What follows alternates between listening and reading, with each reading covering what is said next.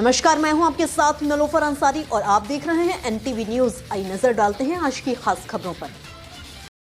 वक्फ कानून को लेकर सुप्रीम कोर्ट में लगातार दूसरे दिन सुनवाई हुई।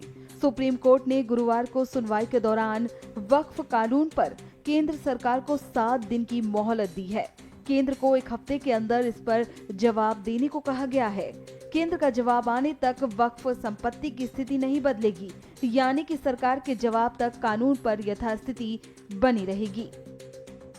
आपने कोर्ट का, सुप्रीम कोर्ट के honourable chief justice of India के साथ जो बेंच का ऑर्डर आपने सुन लिया, हमारे काउंसिल निजाम पाशा ने उस बात काउंसिल है, किसी पेटिशनर की तरफ से काउंसिल है, मेरे ही फ्रेम में हुआ है। आइंदा फिर जब पेशी होगी हम लोग कोशिश करेंगे, तो यही बात करेंगे। और कुछ आज मूवमेंट क्यों कर रहे हैं? नहीं, अभी जो सुप्रीम कोर्ट ने तो कह दिया है कि वक्फ बाय यूजर पे सुप्रीम कोर्ट ने 1 माह में स्टे लगाया है और वक्फ बाय यूजर के डिलीशन पर स्टे लगाया है और साथ ही साथ कोई सेंट्रल वक्फ काउंसिल के बनाने पर स्टे लगाया गया है, स्टेट वक्फ बोर्ड के बनाने पर स्टे लगाया गया है। पूरे सर, मैं आज के फैसले से आप मुतमईन हैं सर, क्योंकि कल सुप्रीम कोर्ट 3 डायरेक्शन देने वाला था, लेकिन आप सेटिस्फाई है? आज का जो फैसला उससे आप सेटिस्फाई हैं सर? कितना आश्वस्त? देखिए, मैं joint working committee of parliament का मेंबर था। जितने अमेंडमेंट सरकार ने उसमें लाए थे, हमने उसकी मुखालिफत की और हमने डाइसेंट रिपोर्ट दिया। पार्लियामेंट में भी मैंने उस पूरे बिल की मुखालिफत की है। तो ये कहना कि मैं दूसरे बिल के प्रोविजंस को मान लूंगा, ये सवाल पैदा नहीं होता।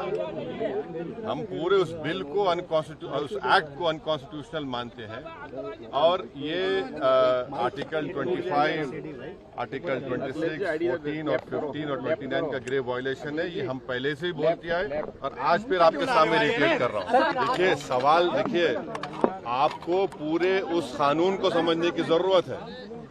अब 5 साल का मुसलमान प्रैक्टिसिंग रहेगा,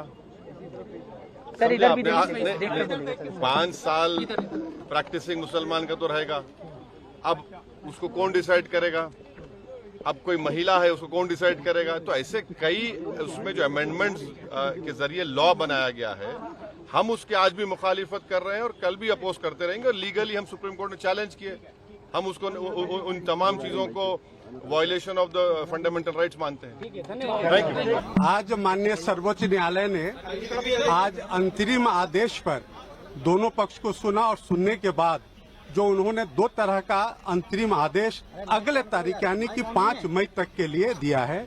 उनका जो पहला जो है अंतरिम आदेश कि वक्फ काउंसिल या वक्फ बोर्ड में कोई भी अपॉइंटमेंट, बल्कि उन्होंने स्टे नहीं किया है। जो भारत सरकार के सॉलिसिटर जनरल है, उन्होंने अपना स्टेटमेंट दिया है कि अगली तारीख तक न तो काउंसिल में न वक्फ बोर्ड में कोई अपॉइंटमेंट जो संशोधित कानून है उसके अनुसार किया जाएगा। दूसरा बात जो माननीय अदालत ने कहा कि जो वक्फ बाय यूजर है, जो रजिस्टर्ड हैं और गैजेटेड हैं, उसको गवर्नमेंट डी नोटिफाई नहीं करेगी टिल द नेक्स्ट डेट। तो बड़ी इंपॉर्टेंट बात है कि जो रजिस्टर्ड एंड गैजेटेड हैं वही सिर्फ डी नोटिफाई नहीं होंगे, उसके अलावा संशोधन के हिसाब से सरकार कार्रवाई करने को स्वतंत्र है और जो संशोधित कानून है उस पर किसी भी तरह का अंतरिम आदेश नहीं है। और अगली तारीख तक भारत सरकार को अपना जवाब और उनको जो भी डॉक्यूमेंट्स देने हैं वो देने होंगे और उसके बाद उनको रिज्वाइंडर का जो पिटिशनर्स है उनको मौका दिया गया है। साथ ही साथ जो स्टेट गवर्नमेंट्स हैं वो भी अपना रिस्पॉन्स देंगे और ये कहा गया है कि अगली तारीख पर सुनवाई इस पूरे मामले की जारी होगी।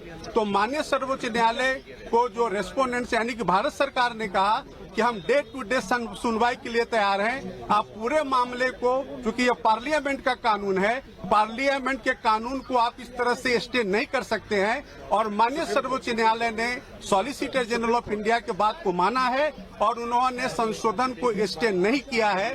सिर्फ उन्होंने उनके 2 पॉइंट पे सॉलिसिटर जनरल के बात को रिकॉर्ड पे लेकर के और अगली तारीख 5 मई मुकर्रर कर दिया है और 5 मई से इस मामले की सुनवाई शुरू हो जाएगी। सर, यथास्थिति की बात कहेगी, यथास्थिति को कैसे लिया जाएगा? नहीं, यथास्थिति मैंने आपको बताया कि 2 मुद्दों पर कि जो काउंसिल में और बोर्ड में अपॉइंटमेंट का जो मामला है वो अगली तारीख तक जो स्टेटमेंट सॉलिसिटर जनरल ने दिया है कि कोई अपॉइंटमेंट नहीं होगा। और दूसरा जो है वक्फ व यूजर, तो माननीय सर्वोच्च न्यायालय ने अपने आदेश में लिखा है कि जो रजिस्टर्ड हैं और गेजेटेड हैं उसको गवर्नमेंट डी नोटिफाई नहीं करेगी अगले आदेश तक। सर आप कौन से क्लियर है सर, वक्फ यूजर को डी नोटिफाई नहीं करेगी ना, मतलब नहीं।